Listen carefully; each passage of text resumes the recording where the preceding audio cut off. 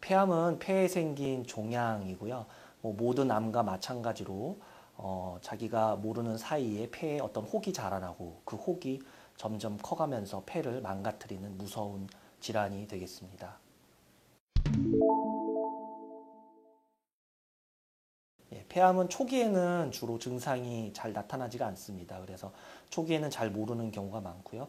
어느 정도 폐암이 진행이 되면서 기침이나 가래, 그리고 피를 동반한 가래, 객혈을 주로 나타나게 되고요. 조금 더 진행한 경우에는 가슴에 통증을 느끼거나 숨이 많이 찬다든지 그리고 목소리가 변한다든지 그런 증상이 나타날 수 있습니다.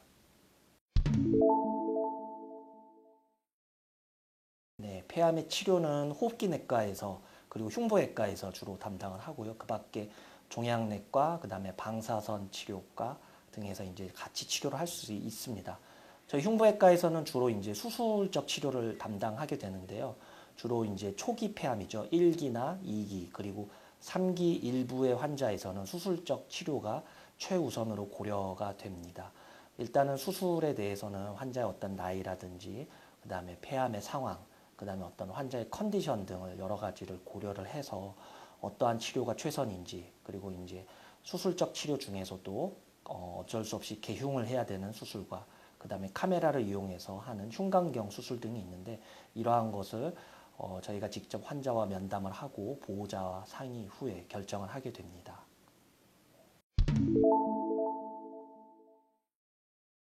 그 수술 방법은 크게 개흉술과 흉곽경 수술을 폐암에서 많이 시행을 하게 되고요. 요즘에는 이제 그 폐암이 조기에 발견되는 경우가 많아서 그 암의 사이즈가 많이 작은 경우에 발견되기도 합니다. 이제 이런 경우에는 저희가 흉곽경을 이용해서 카메라를 이용해서 수술을 진행을 할 수가 있습니다. 이 수술의 장점은 1cm에서 2cm 정도 되는 작은 상처 2개 또는 3개, 그리고 한 4cm 정도 되는 큰 상처 1개를 이용해서 수술을 하게 되고요. 수술하고 나면은 일단은 상처가 기존의 개흉술에 비해서 굉장히 작고 그다음에 여러 개로 나누어져 있기 때문에 통증도 덜하고 그다음에 수술하고 난 이후에도 사회생활로의 복귀가 빠르다는 장점이 있고요. 입원 기간도 예전에 비해서 훨씬 짧아진 결과를 많이 보여주고 있습니다. 하지만 모든 환자에서 이 수술을 시행할 수는 없고요. 일부분의 환자에서는 어쩔 수 없는 경우로 열어서밖에 수술을 할 수는 없습니다. 근데 이런 경우에도 어쨌든 수술의 결과나 이런 거에 의해서는 큰 문제가 없이 모든 환자들이 만족을 하고 수술을 진행을 하고 있습니다. 개흉 수술도 일부분의 환자에서는 진행을 하게 됩니다.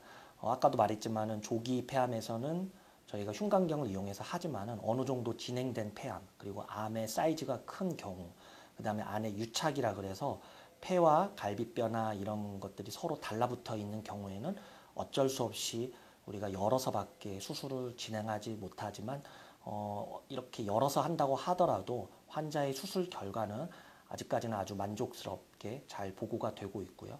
뭐 이후에 환자의 어떤 그 삶의 질 만족도에 있어서도 크게 떨어지지 않는 것으로 보고되고 있습니다.